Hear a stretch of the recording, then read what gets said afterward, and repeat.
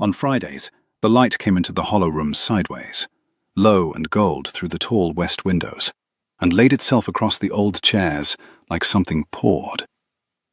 This was the hour Nora Quinn kept for the blind veteran, the hour she read aloud to him and to no one else. And it was the truest hour of her week. She had learned its shape the way she had learned everything in the Marlowe's Bend Free Library, by being there often enough that it became hers without anyone deciding to give it to her. At 4 o'clock, she carried 2 chairs to the warm rectangle of window light. She set them angled toward each other, the way 2 people sit when one of them cannot see the other's face and so must hear it instead. The summer heat came up off the river 2 streets down and leaned against the screens. The room smelled of old paper, of warm pine, of the lemon oil she rubbed into the reading table every Thursday, so that on Friday it would be ready. She smoothed the ribbon bookmark between 2 fingers, ran her thumb along its frayed edge, and waited for the soft scuff of a cane on the worn floor. Walter Calloway came in at 4 exactly, the way he came in every Friday, with Esther a careful half-step behind him, and his free hand reading the air for the back of the first chair. He was 81, and built like a fence post that had outlasted 3 fences. He had been a soldier once, a long time ago, and he still carried himself like a man who expected the ground to be uneven and intended to meet it anyway. He found the chair, turned, and lowered himself into it with the unhurried dignity of a man who had decided long ago that he would not be hurried by anyone, least of all by the dark.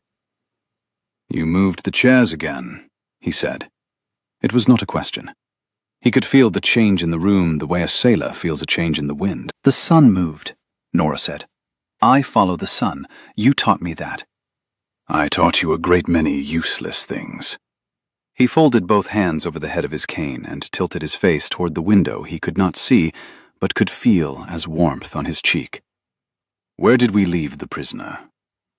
She opened the book, a thick, foxed copy of The Count of Monte Cristo, the library's old hardcover, its spine cracked white from 100 borrowings, and found the ribbon. They had been reading it since the spring before last, an hour a week, and they were in no hurry to finish. Hurrying, Walter said, was for people who had somewhere better to be. Neither of them did. That was the secret of the Friday hour, and the reason no one knew about it. It was made entirely of the time that other people threw away. "Edmund is still in the Chateau d'If," she said. "He's just learned the Abbé is digging." "Good." Walter settled his shoulders. "Let him dig. A man willing to dig through stone for 14 years is a man worth following. Begin." So she began. She had a reading voice she had not chosen and could not explain. A voice her grandmother had once said could make a grocery list sound like scripture. And she let it down into the words, the way you let a bucket down into a well. The afternoon held still around them. Outside, the river town did its small Friday business, the hardware store rolling in its sidewalk display, the bell at St. Anne's marking the half-hour, a lawnmower somewhere working the heat. Inside the hollow room, there was only the Count and the stone, and the old soldier listening with his whole face. She did not hear the front door, 2 rooms away, open and close. She did not hear, 10 minutes later, the careful footsteps that came as far as the doorway and then stopped. She was deep in the dark of the chateau by then, in the part where the 2 prisoners first speak through the wall, and she would not have looked up for the building catching fire. But Walter heard. Of course, Walter heard. He heard the footsteps stop in the doorway, heard them weigh themselves, heard them decide. He heard a man cross to the very last row of chairs, the empty back row, the coward's row, the row for people who have not yet decided whether they are allowed to be in a room, and sit down without a sound. He smelled, under the library smell of paper and dust and warm wood, a particular cedar and clean linen cologne that he had not smelled in 14 months and would have known in his sleep, in any dark there was. The old man's hands tightened once over the head of his cane. His face did not change. He did not turn toward the back of the room. He only smiled, very slightly, at nothing, the way a man smiles at a thing he has wanted for a long time and has just heard come quietly into the house. "Keep reading," he said softly when Nora paused to turn a page. "It's just getting good." 3 days earlier, in a glass office 61 floors above a different river, Julian Calloway had been told by his assistant that his grandfather had stopped answering the landline at Hartfield. "He answers it," Julian said, not looking up from the term sheet. "He just doesn't answer it for me. Esther says he's fine. She says he's busy on Fridays." Priya set a coffee at the edge of the desk, exactly where he liked it, far enough that he would not mock it onto the documents. "She wouldn't say with what." Julian signed the bottom of the page. The pen was heavy, silver, monogrammed. It had been his father's, and before that his grandfather's, and it was the single most expensive object Julian owned that he actually used. Everything else of value was a number on a screen. He had grown the Calloway Group from the development firm his father left into something with offices in 4 cities and a logistics arm that moved a measurable fraction of the country's freight. He had done it the way his father had done it before him, by being the last light on every floor, by treating his own presence as the only asset he could not delegate, by handling things. Julian handled things. It was the verb that organized his life. Whatever was wrong, he found the lever and the price, and he handled it, and the wrongness went away, and a new wrongness arrived, and that was the work, and the work was good because it never, ever ran out. He had not handled his grandfather. That was the one item on the list that never closed. He told himself it was because Walter would not be handled, would not move to the city, would not accept the apartment, the staff, the private physician, the warm, well-lit, expensive solution Julian could buy with a phone call and a fraction of 1/4's bonus. But that was not the whole truth, and Julian was a precise enough man to know he was lying even while he chose to keep doing it. The whole truth was the funeral. 8 years ago, at the back of St. Anne's, with the rain on the old slate roof and his father going down into the Calloway plot, Walter had put a blind man's hand flat on Julian's chest, found his heartbeat, and said one thing: "Don't you do what he did." And Julian, 26 and hollow and already 3 days behind on a closing, had heard it as the only thing a grieving son could hear, a verdict. "You are already becoming him." He had carried that sentence out of the churchyard and into 8 years of work. Somewhere in those years, it had become easier to send the check than to drive the 90 minutes north and sit in a room with the one man alive who could see, even blind, even old, exactly which of his fears had come true. He looked at his father's pen. He looked at the term sheet, which was worth more than the town his grandfather lived in. He picked up the phone, told Priya to clear Friday, and did not let himself examine why his hands were not quite steady. That night, in the silent apartment that an interior designer had made beautiful and no one had made warm, he opened the drawer of the table by the door. He kept 3 things there that were not numbers: a photograph of his mother, who had gone when he was small, a photograph of his father, taken at a groundbreaking, in a hard hat, smiling the smile he wore for cameras and almost never anywhere else. And under both, wrapped in a square of chamois, his grandfather's army compass. Brass, dented, the glass scratched soft, the needle still good. Walter had given it to him at 12, before the eyes went, before the funeral, before any of it. A man should be able to find north in the dark, the old man had said, and put it in his hand.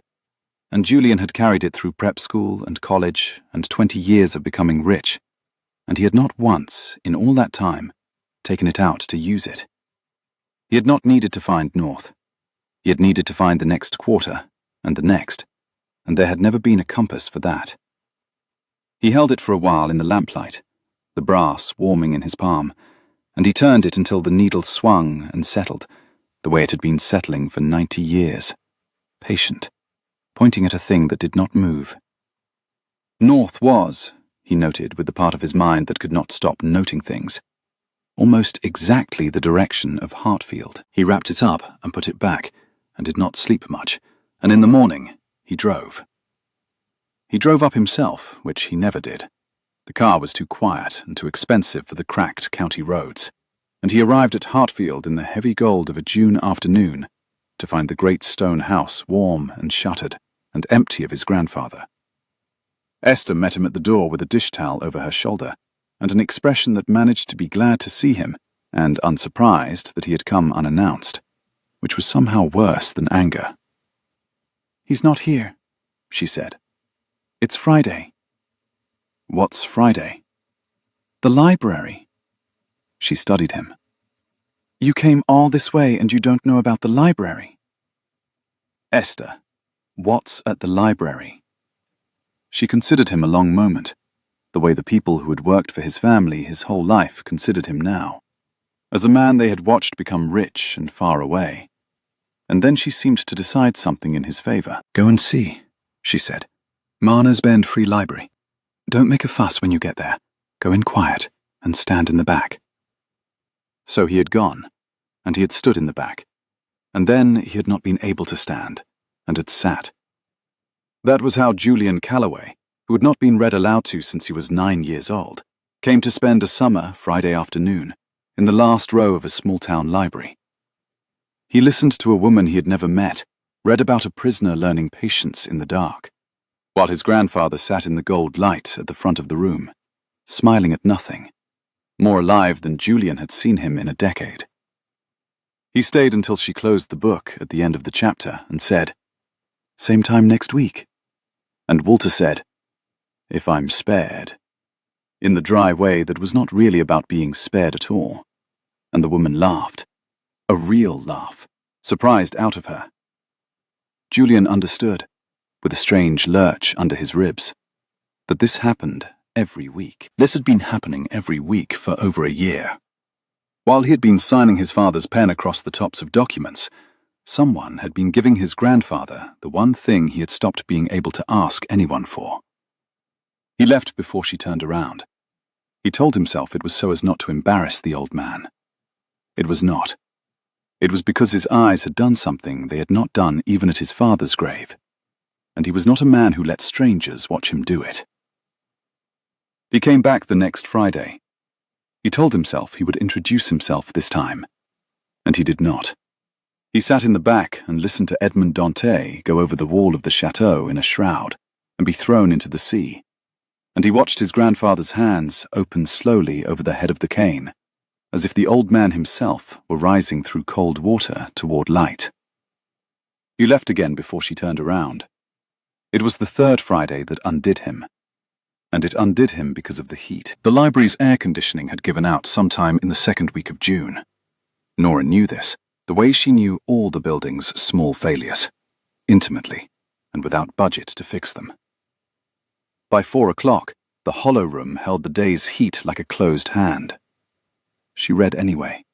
Walter listened anyway, his collar damp, too proud to complain, and too honest to pretend he was comfortable.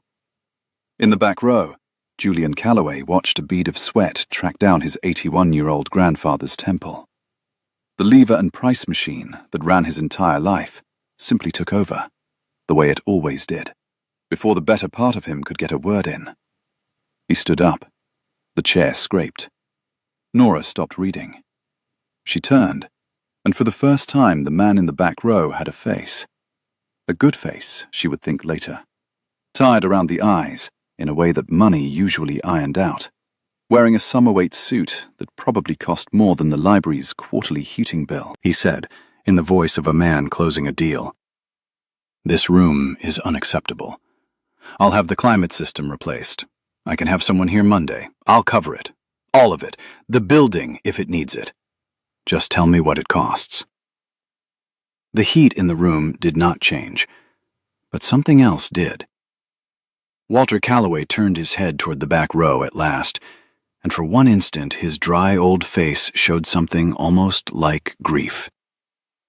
He knew that voice. He knew exactly that voice, and it was the wrong one. It was the voice his son had used. It was the voice that handled things.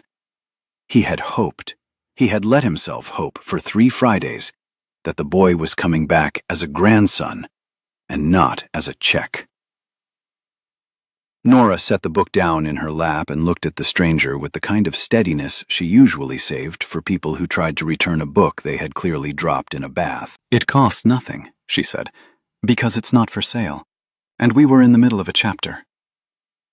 His name, it turned out, was Julian, and he was Walter's grandson, and he was, Marisol informed her in a delighted whisper at the circulation desk 20 minutes later, having already done the work of an entire intelligence agency on her phone, the Julian Calloway, the one from the magazine, the one whose company had just bought half the waterfront in 3 cities, the one worth a number that Marisol pronounced slowly and with relish, syllable by syllable, as if it were the name of a saint.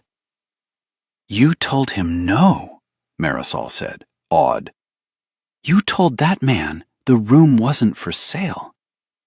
Honey, people audition for the chance to let him pay for things." "He interrupted a chapter," Nora said. "He could buy the chapter. He could buy the author's bones. The author's been gone 200 years, and you're not helping." Nora had not known any of that. The magazine, the waterfront, the number, when she told him the room was not for sale. She was glad, on the whole, that she had not. It was easier to be brave at a man before you knew the exact dimensions of what you were being brave at. She was less glad an hour later, when she had locked up and come around the back of the building, and found him still there. He was leaning against a car that did not belong on Mill Street, waiting for her with the particular patience of a person who has never in his adult life had to wonder whether he would be received. "I apologize," he said. "For the chapter, I interrupted." "You did. My grandfather was hot. I reacted to the problem in front of me." "Your grandfather," Nora said, "has been hot before. He grew up without air conditioning, and he served in a war, and he buried a wife, and he has spent 6 years finding the doorways of rooms with his hands. You can survive a warm afternoon. What he was enjoying, before you stood up and started spending money at him, was a book." She shifted the strap of her bag higher on her shoulder. "There's a difference between the two things. I'd have thought a man who flew up here on a Friday would know it." "I drove," he said, "not flew. It's only 90 minutes. 90 minutes. She let that sit between them in the warm evening, the river smell coming up off the water at the end of the street. She watched him understand the shape of the thing he had just handed her. That 90 minutes was nothing. That 90 minutes was a song and a half on the radio. That his grandfather lived 90 minutes from a grandson who could buy the building and could not apparently find a Friday. She watched him decide not to defend it, which was somehow louder than if he had. "What are you reading him?" Julian asked instead. "After Monte Cristo. What's next?" It was, she would think later, the first true thing he said to her. Not, "What does it cost?" "What's next?" As if there would be a next, as if the Fridays were a thing that continued, as if he had begun, without knowing it, to count himself among the people who got to wonder. "I don't plan that far ahead," Nora said. "We're only on chapter 19. He likes to take his time." "And you?" "I take his time, too." She almost smiled, and did not quite let herself. "Good night, Mr. Calloway. The room's still not for sale, but you can come Fridays if you sit in the back and you don't say anything about money, and you let him pretend he didn't hear you walk in." She paused. "He always hears you walk in. He just lets you think he doesn't. It's the kindest thing he does." She left him by his ridiculous car in the dusk. She did not know, could not have known, that he stood there a long time after, in a town he had been avoiding for 8 years, learning for the first time in his adult life the strange, weightless feeling of having been given a rule he actually wanted to follow. He followed it. That was the thing that surprised her, that surprised everyone in the slow weeks that came after. The billionaire came Fridays, and he sat in the back, and he did not say anything about money. He said other things instead. He said them low, at the end, in the 10 minutes when Esther brought the car around and Walter sat with his face in the last of the light. not yet ready to be old in front of his grandson. Julian learned to fill those 10 minutes. He was bad at it at first, formal and careful, asking the kind of questions that have a correct answer. How are you? How's the house? Do you need anything? Until one Friday, Walter cut him off mid-inventory. Now, you're going to ask me if I need anything, the old man said, and I'm going to say no, and then we'll have used up 2 of our minutes. Ask me something you don't already know the answer to. Julian was quiet. Nora, pretending to shelve a cart of returns she had already shelved, listened with her whole body. What was she reading you? Julian said at last. Before Nora, Grandma, at the end. The library went very still. It was the first time, Nora understood, that anyone had asked the old man about Margaret in a long while, and the first time in much longer that her grandson had said the word at all. Middlemarch, Walter said. His dry voice did a thing it almost never did. It went soft at the edges, like paper held too long. She never finished it. We got to the last part, and then well, we didn't finish it. He tapped the cane tip twice on the floor, the old habit, the sound he made before a verdict. Don't ask me to finish it. Some books you leave where the reader left them. It's a kind of manners. Nora stood very still in the stacks, with both hands gone cold on the metal cart. She had a copy of Middlemarch at home, with a ribbon in it at the last part, where she had stopped reading the night she lost her own grandmother, and she had never told a living soul that she could not make herself open it again. Here was an old blind man, saying the exact private shape of her grief out loud to his grandson, as if it were the most ordinary thing in the world. That was the night she understood she was in trouble. Not with Julian. Not yet. Not where she could see it coming. With the whole of it. With a family that knew the things she knew. With a Friday hour that had stopped being only hers. Nora's apartment was over the laundromat on Ferry Street. 2 warm rooms and a kitchen the size of a closet, and it smelled, pleasantly and permanently, of other people's clean clothes coming up through the floor. She had lived there alone for 5 years since her grandmother went, and in 5 years she had not rearranged a single thing, because the arrangement was the last decision the 2 of them had made together, and she could not bring herself to outvote a woman who was no longer there to defend her side. Her grandmother, Ada, had raised her, her mother having left early and lightly, the way some people leave a party, without saying goodbye to the host. Ada had been a hard, funny, undefeatable woman, who worked the register at the pharmacy until she was 70, and read 3 books a week until her eyes gave out, and then made Nora read them to her every evening in the chair by the window for the last 6 years of her life. That was where the voice came from. Not from training, not from a school, from a child reading to a grandmother night after night, learning without being taught that a voice could be a hand you held someone with, that you could keep a person company across the whole dark of an evening with nothing but a book and the willingness to keep going.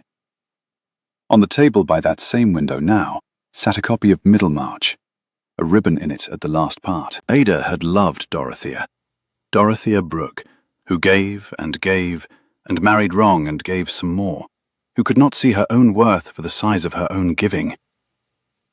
That's the trap, Nora girl, Ada used to say. The givers think the giving is the love. It isn't. The love is letting somebody give back. That's the part that scares the daylights out of a giver. You watch yourself there. Then she had gone, in her sleep, on a Tuesday, with 11 pages of the last chapter unread, and Nora had closed the book and not opened it since, because to read those 11 pages would be to finish the last thing she and Ada were doing together. And she was not ready, and 5 years was apparently not long enough to get ready, and she was beginning to suspect no length of time would be. She did not think, that warm July night, that any of this had anything to do with the Calloways. She would be wrong, but for now she made her tea, and she did not open the book, and she went to bed in the 2 rooms that smelled of clean laundry, with the unfinished chapter waiting on the table like a patient she could not yet bring herself to visit. The summer deepened, and so did the ritual, in the small, accreting way that real things deepen. The air conditioning stayed broken. Nora propped the windows and brought a battery fan from home, and Julian, learning, said nothing about it. Instead, he simply arrived the next week in shirt sleeves, like a man who had decided to be hot if his grandfather was going to be hot, which was either the most pointed thing he had ever done, or the most tender, and which Nora chose, for her own protection, to read as the first. He got better at the 10 minutes. He got better, slowly, at the whole afternoon. He started coming early enough to help Esther get Walter up the 3 shallow steps at the library's side door, his hand at his grandfather's elbow, not gripping, just there, the way Nora had shown him without seeming to show him. A touch that offered itself and did not insist. He learned the geography of the hollow room well enough to move through it without making the floor announce him. He learned which board by the radiator creaked and to step over it. He learned to bring nothing, which for a man like Julian was the hardest discipline of all.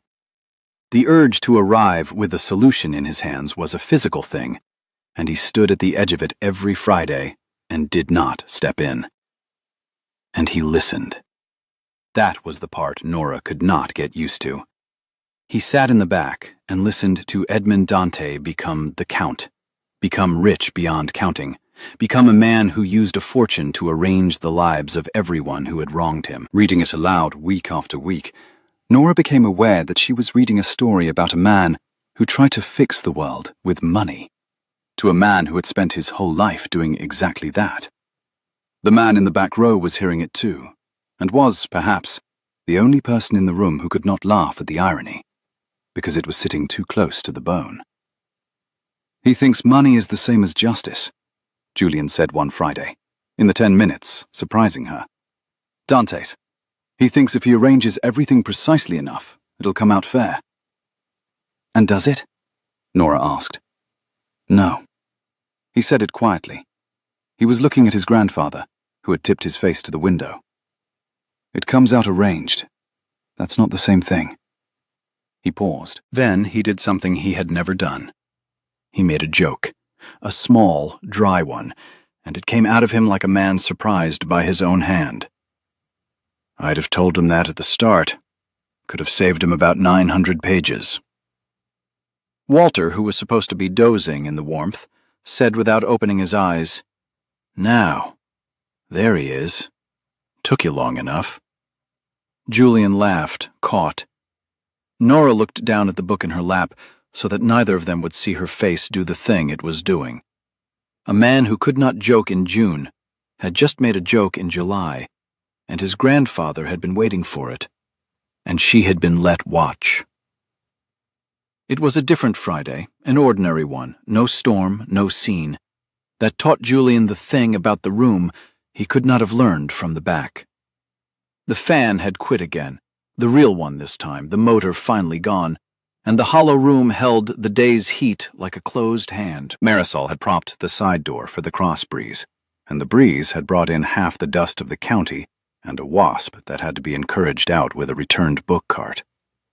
By the time Nora got to the cart with the new fan in its box, she had no one to lift it. The box was awkward more than heavy, and she was wrestling it up onto the table when Julian, without thinking, crossed from the back row to take the other end. For a moment they were close enough that she could see he had cut himself shaving and missed a spot of it at the jaw, and he could see that she had a faint chalk smudge of old paper on the side of her hand, the kind that never quite washes out of a person who handles old books. Neither of them stepped back as fast as the box being set down required. "You can sit closer, you know," Walter said, "to the room in general, to the ceiling, to the warm air. I'm blind, not deaf. I've heard the two of you not talking for 3 Fridays. It's louder than the wasp." He let the cane tap once. "When I was courting Margaret, I sat so far across the church social hall, it took me 4 Sundays to get to her elbow.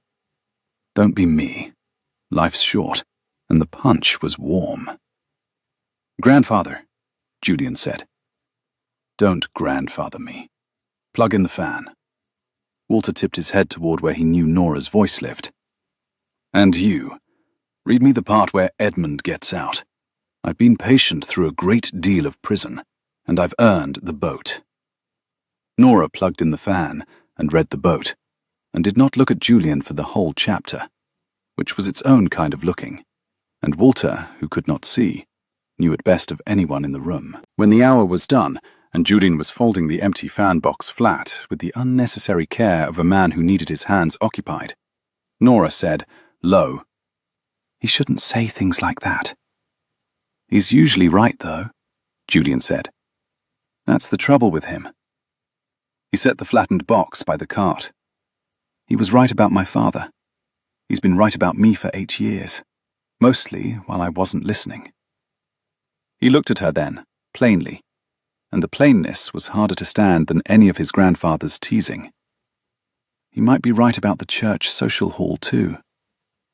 "There's a chapter for that," Nora said, before she had decided to say anything at all, and then went scarlet, because the deflection had become, without her permission, a small confession. And Julian, who was learning to hear the things she said sideways, heard it, and had the grace not to say so. He carried the flattened box out to the recycling for her, which a man who owned the recycling company 3 states over had no business knowing how to do, and he did it badly, and she watched him do it badly through the streaked side window, and understood that she was in worse trouble than she had let herself count. The trouble was not that he was rich. The trouble was that he was learning in a borrowed reading room to be the kind of man who carried out the box. There was a Friday in the middle of July that she would keep, though she did not know yet that she was keeping it. A storm had been building all afternoon, the kind that stacks itself green and bruised over the river and then comes down all at once. It came down at 4:20, and at 4:21 the power went out, the whole block, the streetlights, the ancient overhead fixtures of the hollow room, the battery fan whining down into silence. The room went dim as a church. The only light, the storm grey coming sideways through the streaming windows, and somewhere in the stacks, Marisol said a word she would not have said in front of children. Walter did not react to the dark, because Walter lived in it. He simply waited.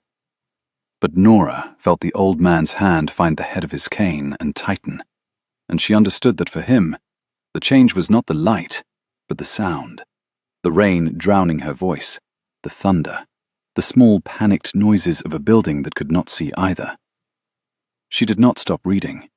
She took her phone out, and she turned its small light onto the page, and she leaned close to the cane head so that her voice would reach him through the rain, and she went on.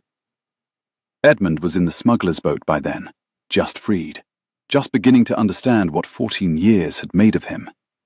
The thunder walked over the roof.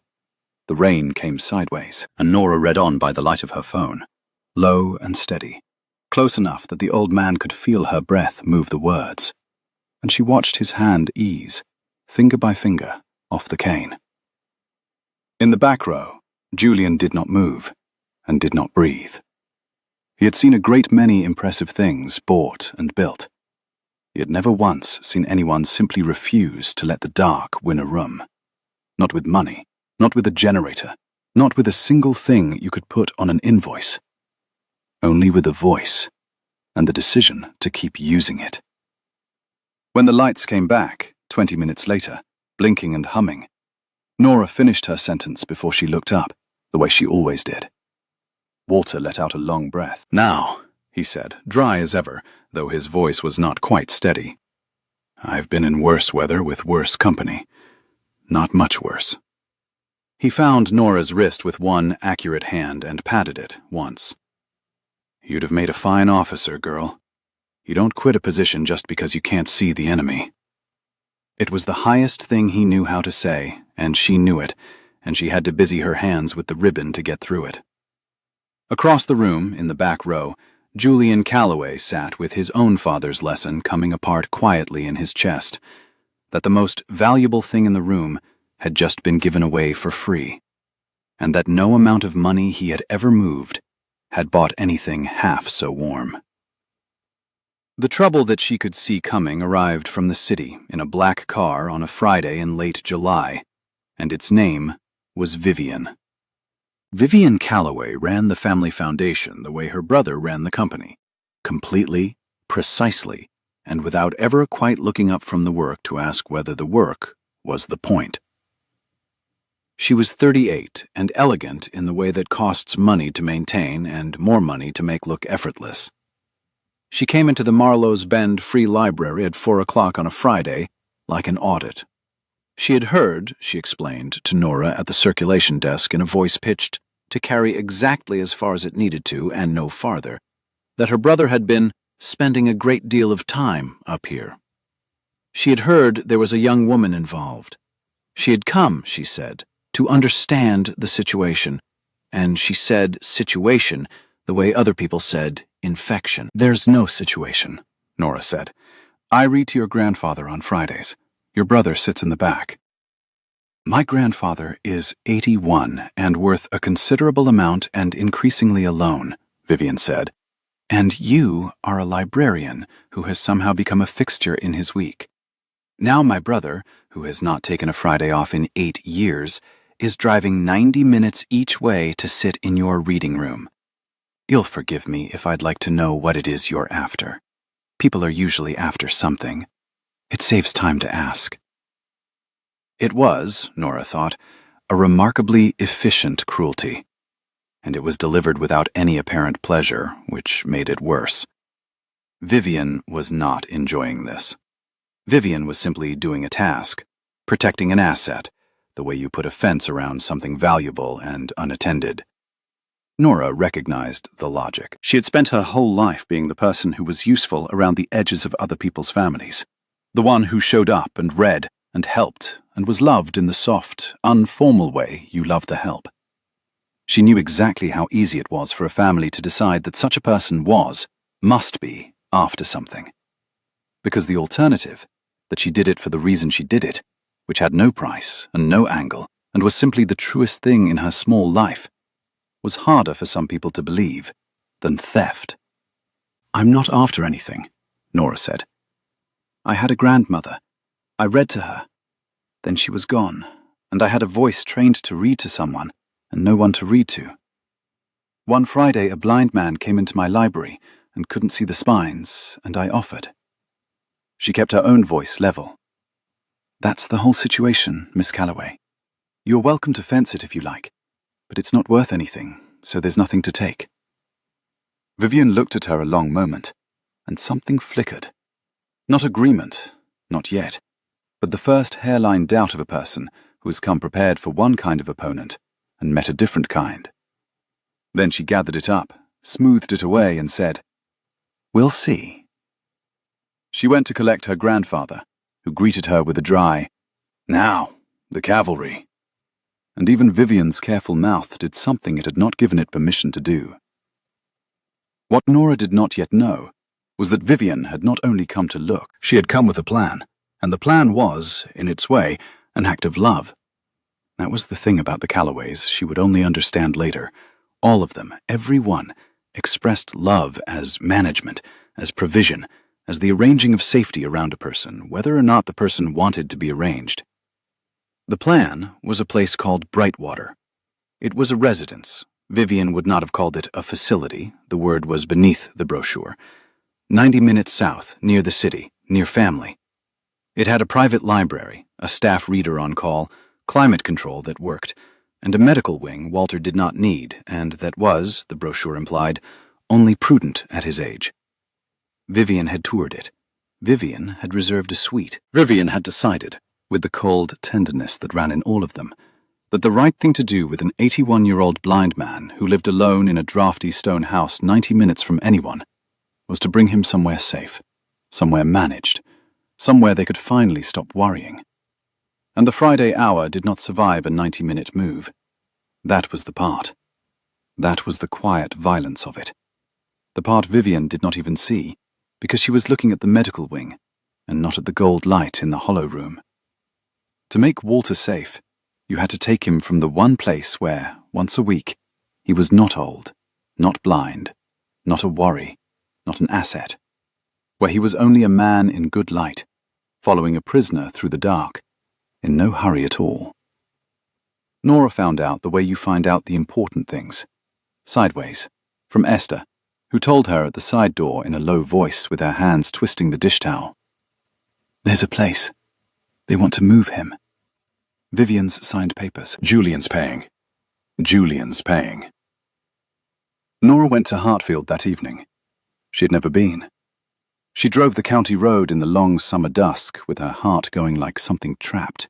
And the great stone house rose out of its overgrown grounds, gold and shuttered, and beautiful and sad. She let herself in at the kitchen, the way Esther had told her she could, and she went looking for the old man to ask him, plainly, what he wanted. It had occurred to her, with a force that frightened her, that in all the arranging no one had asked him. She did not find Walter first. She found Vivian.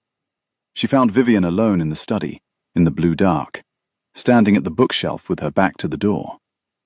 Vivian did not hear her, and Nora stopped in the hall the way you stop when you have walked into a room that is more private than your knock. Vivian was not working. Vivian was standing very still, with her fingertips moving along a shelf of old books, running them along the cracked spines, slowly, the way Walter read the air for the backs of chairs. Nora understood, after a moment, whose books they were. Margaret's books.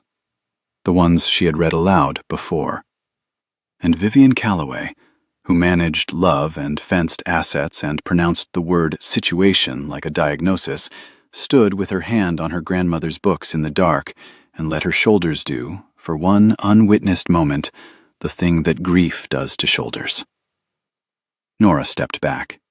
She went down the hall on silent feet and waited in the kitchen a full 5 minutes. When she came back through, she made noise, plenty of it, so that by the time she reached the study, Vivian was at the window with her phone, composed, an executive again. Neither of them ever said a word about it, but Nora knew something now she had not known an hour before, and it was this. The fence was not greed. The fence was fear. Every Calloway in this story was terrified, in their separate expensive ways, of losing the people they did not know how to simply sit beside.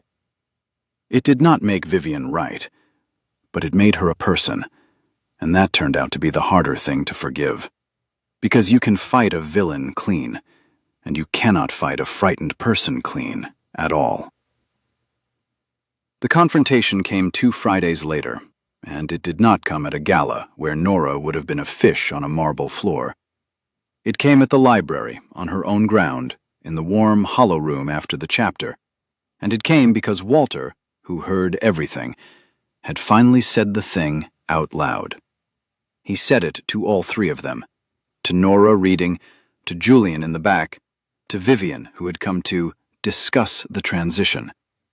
He said it in the dry, verdict voice, the cane tapping twice first. "Now, I've let you all arrange me for 6 weeks, Walter said, because it kept you in the room, and I'll take my grandchildren in the room however I can get them. But I'm going to say this once, and then we're going to finish the chapter, because Edmund is about to ruin a banker, and I won't miss it." He turned his blind face from one of them to the next, as if he could see them, and perhaps he could, better than they could see themselves. "I don't want to go to Brightwater. I want to go to the library on Fridays. Those are not the same wish. The fact that you keep treating them as the same problem to be solved is the whole trouble with this family. It hollowed your father out by inches, and I will not let it move me 90 minutes from the only hour of my week that I would walk through fire to keep." He sat back. "There. Now read, Nora. The banker. Go." But Vivian did not let her read. Vivian, white around the mouth, turned on Nora, because it is always easier to turn on the stranger than on the old man you love. "And you," she said, "you let him refuse care he needs so you can keep your little Friday. Have you thought for 1 second about what's best for him, or only about what's best for your afternoon? You're not family. You don't get a vote. You're a nice voice he's gotten attached to, and you've let yourself believe that makes you something." The room held its breath. Nora set the book down. She felt the old, familiar cold come up in her. The cold of being told, again in front of people, that she was the help, the voice, the useful edge of someone else's family, attached but not chosen, present but not counted. For 1 second, the whole architecture of her life leaned toward agreeing, because it would have been so much easier to agree. She did not agree. She stood up. "You're right that I don't get a vote," she said, and her voice was steady, and that steadiness cost her everything she had. "I'm not family. I'm a librarian who reads to a man on Fridays, and when this is over, I'll still be that, and you'll all still be Callaways, and the world will go on arranging itself around your money the way it always has. So I've got nothing to win here. Which means I'm the only person in this room who can tell you the truth for free." She looked at Vivian, and then, deliberately, at the back row, at Julian. "He doesn't need a medical wing. He needs his grandchildren to drive 90 minutes. The reason you want to move him closer is so that being near him costs you less. Less driving, less Friday, less of the one thing none of you will spend. You'll spend anything but the time. And he knows it. He's known it the whole time. He just loves you too much to say it as plainly as I will, because I've got nothing to lose. And you are about to lose the only thing that matters, and call it keeping him safe." She picked the book back up with hands that were not quite steady. "Now," she said, and she heard herself borrow the old man's word, and could not help it. "Edmund is about to ruin a banker. Sit down or leave, but don't make him miss it." And Vivian Calloway, for the first time in the entire story, did not have a logistical reframe ready.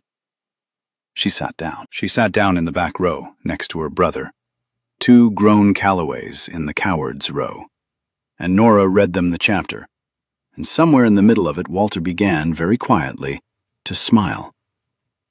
She thought that would be the worst of it. She was wrong, but for a little while, the world was kind enough to let her think so. The pressure did not stop because Walter had spoken. It only changed shape. Vivian withdrew, regrouped. The Brightwater suite sat reserved. The Foundation's lawyers continued their patient work in the background, the way lawyers do.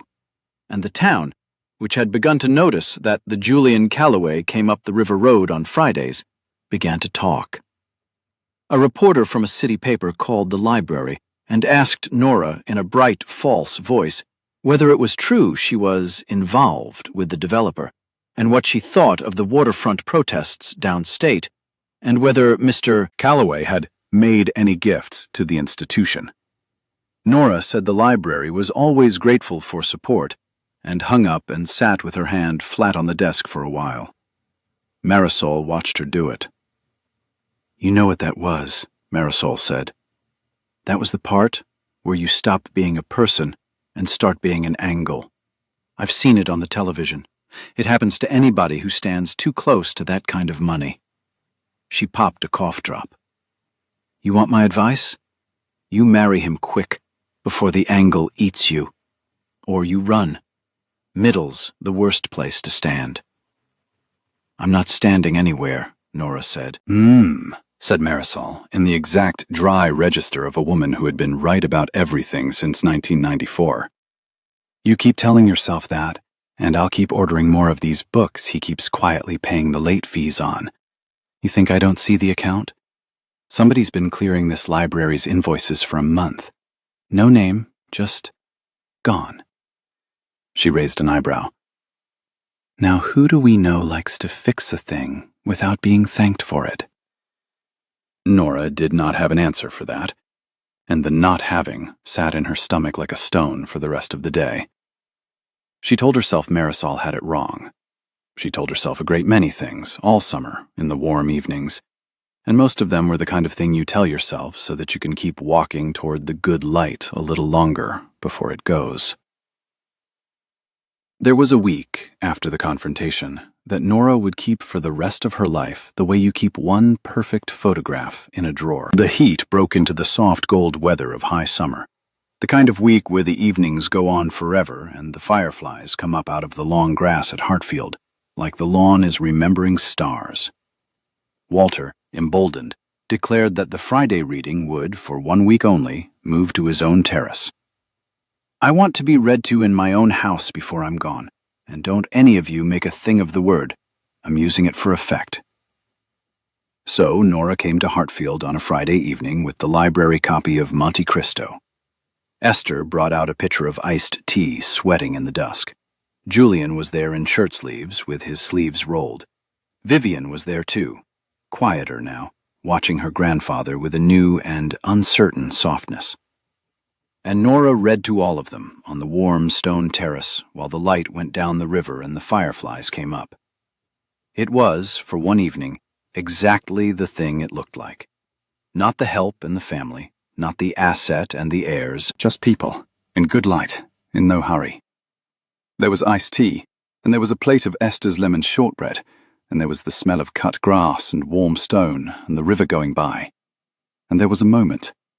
Small, the kind you only recognize as the center of your life much later, when Walter reached for the plate and missed it, and Julian, without a word, without a flicker of pity, slid it the 2 inches under the old man's hand. Walter found it, took a piece, and said, "Thank you, Margaret." Because in the firefly dark, with his family around him, and a voice reading, and a sweet thing under his hand, he had slipped for 1 second into an older, happier evening. No one corrected him. Vivian's eyes filled. Julian put his hand briefly over his grandfather's on the arm of the chair, and the old man came back to himself and said gruffly, "Now, don't all hold your breath. I know who's here. I'm blind, not gone." Afterward, while Walter dozed and Vivian took a call she didn't want to take, Julian walked Nora down through the long grass toward her car. The fireflies went up around them. "When I was a boy, he had a name for that back row," Julian said, looking at the river and not at her. "At the church, at the school plays, anywhere there were rows. He called it the coward's row. He said the front row was for people who decided to be seen, and the back row was for people who hadn't decided yet." He pushed his hands into his pockets. "I've spent my whole life in the back row. Of everything. I sent the money up to the front, and I sit in the back where no one can see whether I—" He stopped. "I sat in your back row for 3 weeks before I let her turn around." "I know," Nora said, "and tonight I sat in the front." He looked at her finally, and the dusk was kind to his tired face, and she saw that he was frightened, which, on a man who could buy the river, was a strange and disarming thing. "I keep thinking next summer. I keep thinking I want to know what you're reading him next summer. I've never once in my life thought about next summer. It's all been the next quarter." He almost laughed. "You broke something in me, and I think it might have been the thing that was wrong." Nora's heart did the thing she had been refusing to let it do all summer.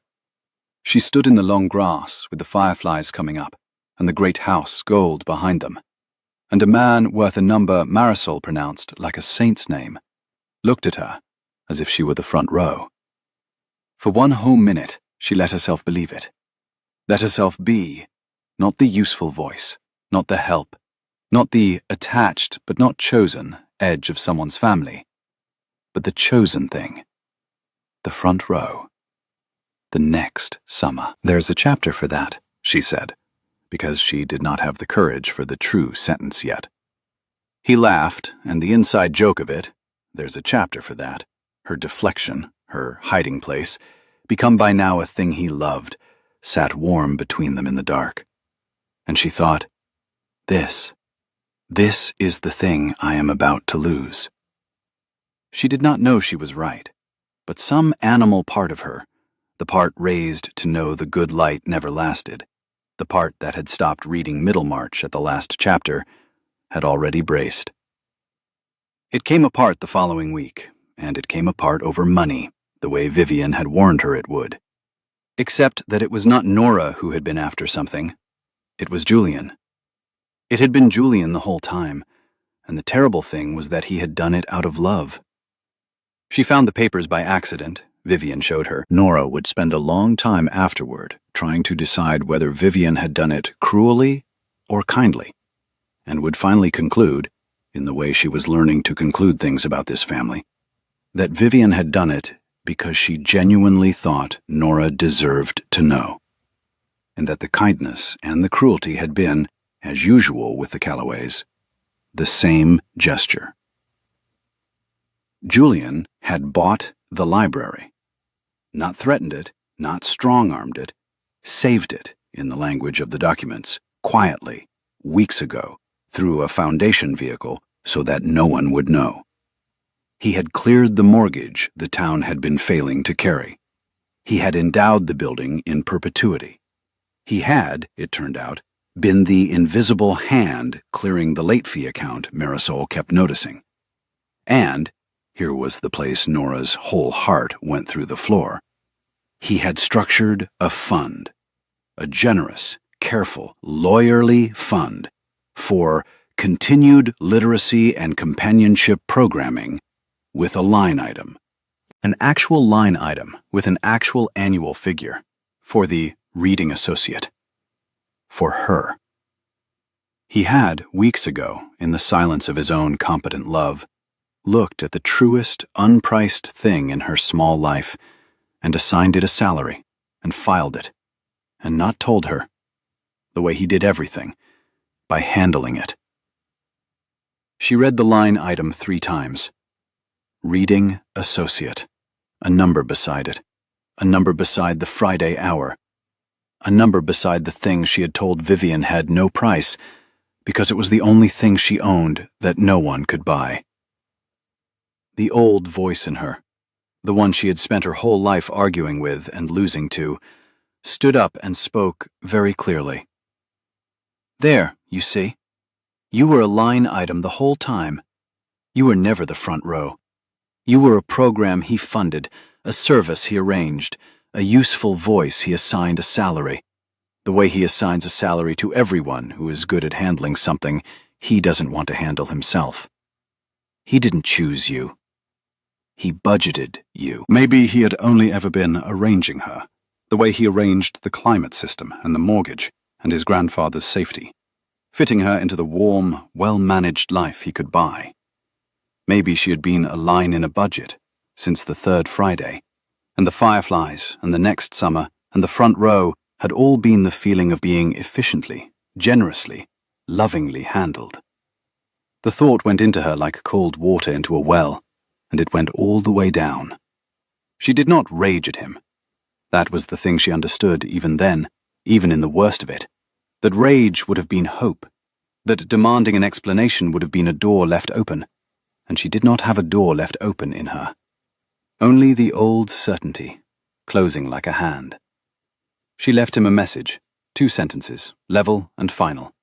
She told the head of the library board, quietly, that she was stepping back from the Friday program. There'd be a fund for it now, she said.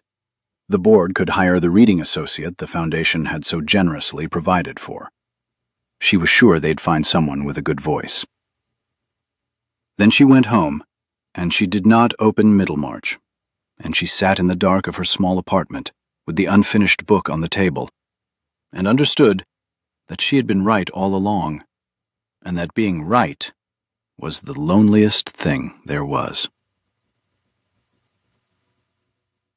Walter sat alone in the hollow room the next Friday at 4 o'clock, in the gold light, with no one reading to him.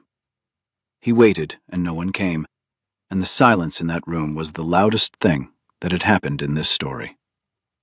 He went home, and he was furious, in the dry, contained way of a man who had buried a wife and a son and a great deal of his own sight, and had decided long ago to spend his remaining anger carefully. He spent it on Julian. He sent Esther away, and he sat his grandson down on the terrace where the fireflies had been, and he tapped the cane twice on the stone. Now, I am going to tell you the one thing your father never learned, and I am going to tell it once, and then you are going to fix this, and not the way you fix things. He turned his blind face on the boy. You bought her. I saved the library, You bought her. The old voice did not rise. It went, if anything, quieter, which was worse. I know you didn't mean it as buying. Your father never meant it as buying either. He thought a provided-for family was a loved family. He thought if the accounts were right, the boy was raised. He sent the check, and he stayed at the office, and he went to his grave thinking he'd done it, done the loving, because the numbers were all correct. Walter's hands tightened over the cane. At the grave, I put my hand on your chest and I told you, don't you do what he did. And you heard a verdict. I felt you hear it. You walked out of that churchyard and into 8 years of being exactly the man I was begging you not to be, because you were so afraid you'd already become him that you couldn't bear to come close enough for me to tell you that you hadn't. Not yet. There was still time. There is still time, you idiot boy. He let that sit. But you are spending it the way he spent it. You are turning love into a line item, because a line item is a thing you know how to control, and a person is a thing you have to drive 90 minutes and sit in the dark and be seen for. He sat back. She told you, in that room, in front of all of us, the truth for free, because she had nothing to win. And what did you do with it? You went home and you spent money at her. You took the one thing in her life that had no price, and you priced it, and you filed it, and you thought you were being generous, and you broke her exactly the way your father broke me, by proving you could not tell the difference between providing for someone and choosing them. The old man's mouth did something that was almost a smile, and was mostly grief. Tear it up. Not the library. Leave the town it's building. The town did nothing wrong. The line item. The salary. The fund with her name and her hour in it. Tear it up, all of it, so there is no version of this where she is a service you purchased. And then do the thing your father never once did in his life. He turned the cane in his hands. Show up with nothing in your hands, and let her see you do it. Julian did not go to her that week. He understood, finally, that going to her with an apology would be just another thing he was handling, another deliverable, and that she had had enough of his deliverables to last her life. So instead he tore it up. He did it the way Walter said. He left the town it's building, cleared and endowed, no strings, because the town had done nothing wrong. But he dissolved the fund with her hour in it, every line. He had the lawyers put it in writing that there was no reading associate. There had never been a reading associate. There was no salary attached to any Friday anywhere in any document the Foundation held. So that there existed nowhere on earth a piece of paper that priced what she did. And then, this was the part that cost him. The part Walter could not have ordered because it was Julian's alone to give. He walked into the boardroom on a Friday morning. The Friday of the closing. The largest closing of his career. The deal his father would have crawled over his own family to land. And he told them to push it a week. They told him it could not be pushed. He told them it could. He told them he had a prior commitment 90 minutes north. And they looked at him as if he had lost his mind. And in the language his father had taught him, he had. He had lost the mind that ran on levers and prices. He had lost it on a terrace among the fireflies. And he found that he did not want it back. He drove up. He did not call ahead. He went to the library at 4 o'clock, and the hollow room was empty, the chairs not even set out, the gold light falling on no one. His heart, which had learned a great deal that summer, went down. Then he heard Marisol, dry as her register, say from the desk without looking up from her screen, "She's at the old man's, where you should have gone an hour ago. Side roads faster this time of day." She turned a page of her magazine. "And honey, you bring one checkbook to that house, and I will personally drive up there and take it off you. Go on. Go empty-handed for once in your life. It suits the rest of us." He went to Hartfield, and he did the thing he had never done in his life. He came with nothing in his hands, no fund, no solution. No check, no climate system, no brochure, no lever, no price. He came up the long drive in the evening light, and he found her on the terrace. Because Walter, who heard everything, who had been quietly arranging this since the third Friday with the patience of a man who had nothing left to spend but time, and had decided to spend all of it on this, had asked her to come and read to him, just once. Please. An old man's favor. Julian came around the corner of the great gold house and stopped at the edge of the terrace, in the back, the way he always did. The Cowards' Row. The place for people who have not yet decided whether they are allowed to be in the room. Nora saw him. She did not stop reading. She finished the sentence.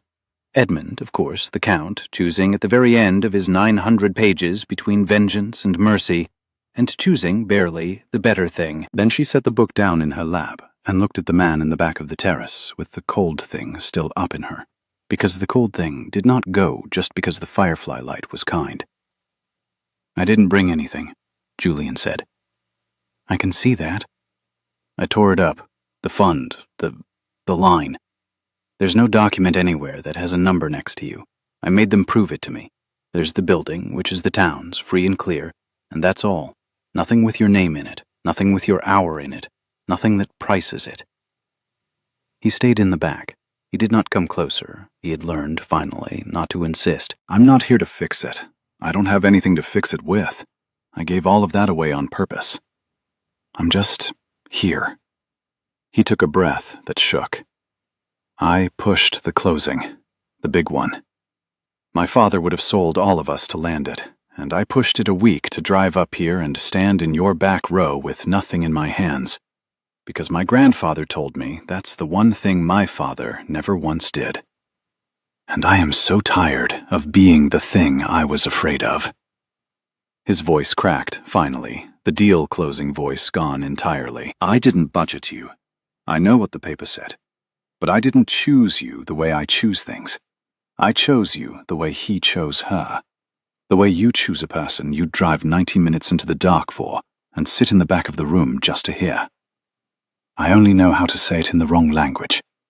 I'm trying to learn yours. I'll sit in the back as long as it takes. And Walter Calloway, 81, blind, who had heard every word of it with his whole face, tapped the cane twice on the stone, and delivered the last verdict of the summer. Now, he said, for the love of God, girl, let him come up to the front. He drove 90 minutes, and he gave away a fortune, and he learned to say it. That's the apology with the cost in it. I've been waiting 40 years to hear a Calloway man say it. His dry old voice went soft at the very end, the paper-soft thing. Margaret would have liked him tonight. Let him up to the front. Nora stood up. The book slid from her lap, and she did not reach for it. She crossed the warm stone of the terrace in the firefly dusk, past her own fear, past the cold certainty she had carried her whole life, that the good light never stayed, that she was the help and not the chosen. She crossed all of it, and she did not stop at arm's length. She stopped close. You priced the one thing I owned that had no price, she said, low, so it was only theirs. Do you understand why that? Yes. He said it simply, and it was the truest yes in a story that had been careful with the word. I understand it now. I didn't then. I do now. I stopped reading my grandmother's book at the last chapter, she said. 5 years ago. I never finished it. I couldn't. He told you, Middlemarch, that night. He said his Margaret never finished it, and I have a copy at home with a ribbon at the exact same place. I have never told anyone that I'm too afraid to read the end, because if I read the end, then it's really over. The reading, the her, all of it.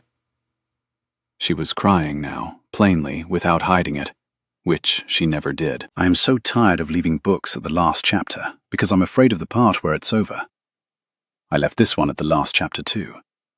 I left you in the back row, because the back row is safe, and the front row is the part where it can really be taken from you. Then read me the end. Julian said. Both of them. Monte Cristo. And the other one. Read me the last chapters of everything. I'll be in the front row. I'll be in the front row of all of it.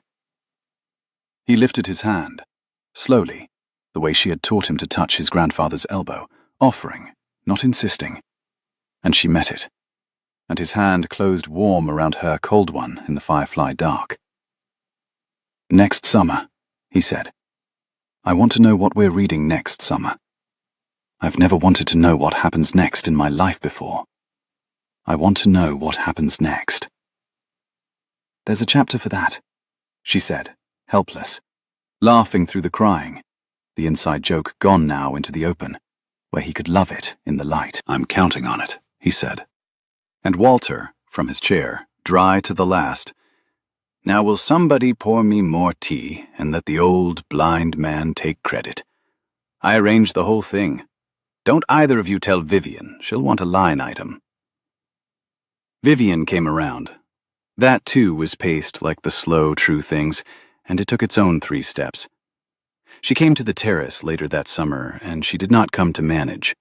She came with a box, an old shoebox, soft at the corners, and she set it on the table in front of Nora without quite meeting her eyes.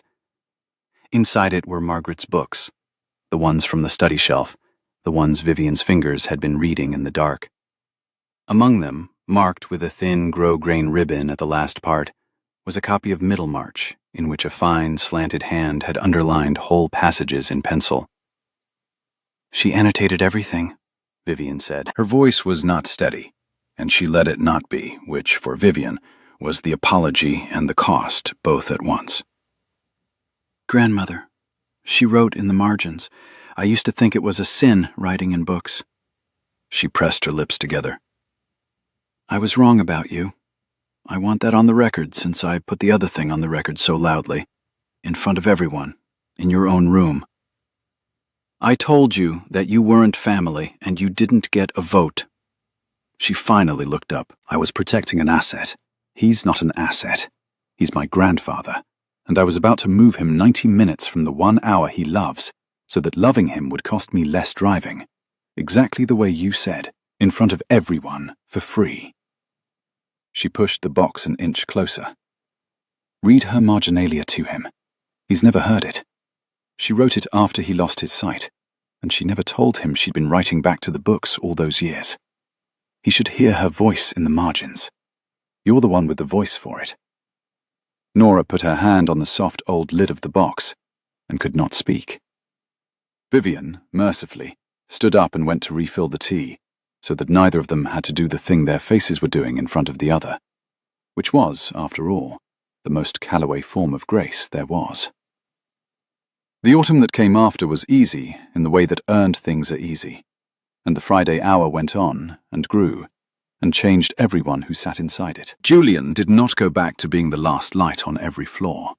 He discovered, to his quiet astonishment, that the Callaway Group ran perfectly well when its owner took a Friday, that the levers did not require his hand on every one of them, that the deal he had pushed a week closed the next week for the same number, that the only thing his constant presence in the office had ever actually managed was his own fear. He started leaving at noon on Fridays.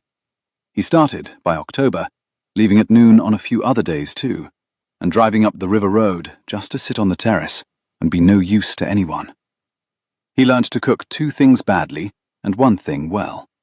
He learned the names of the people at the hardware store. He learned to read aloud himself, haltingly at first, taking the chapters Nora was too hoarse for, and Walter critiqued his delivery without mercy. You're reading it like a contract, boy. There's no clause in Dickens. Slow down.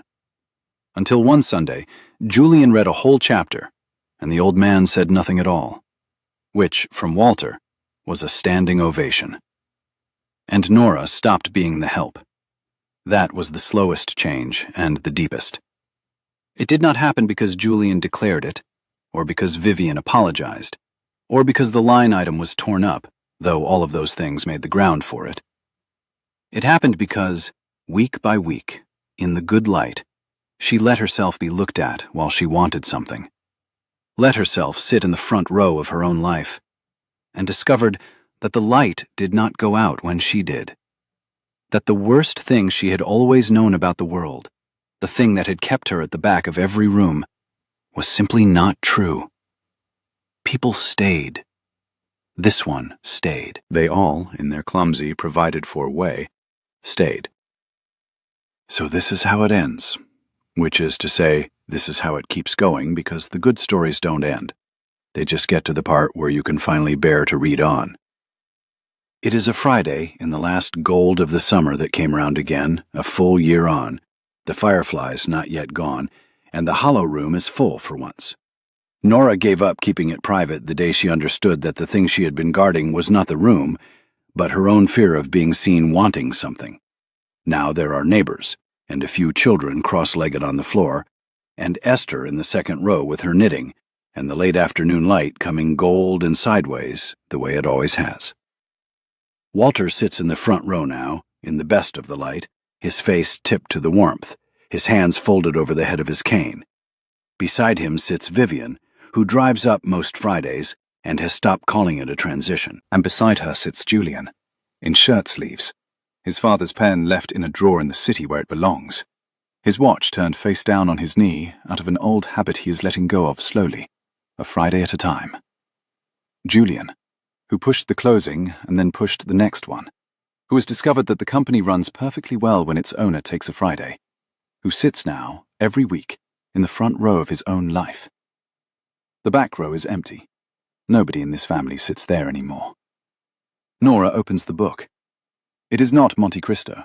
They finished that one in August, Edmund sailing off into his hard-won mercy, and Walter declared it long, but fundamentally sound, like me.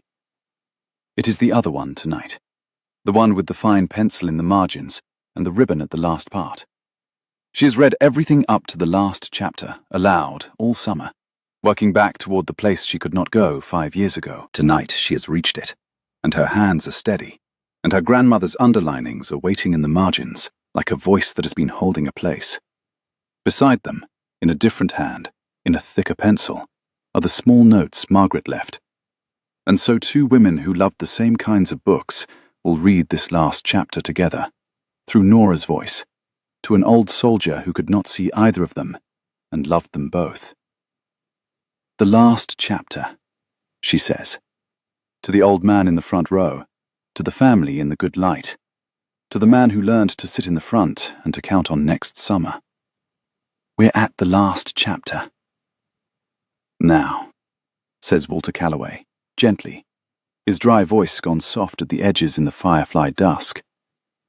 There's no shame in the last chapter, girl.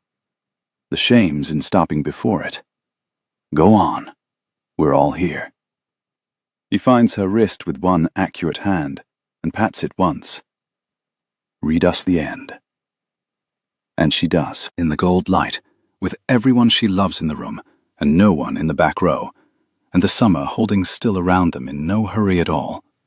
She reads them the end, which is, of course, only the place where you finally let yourself begin.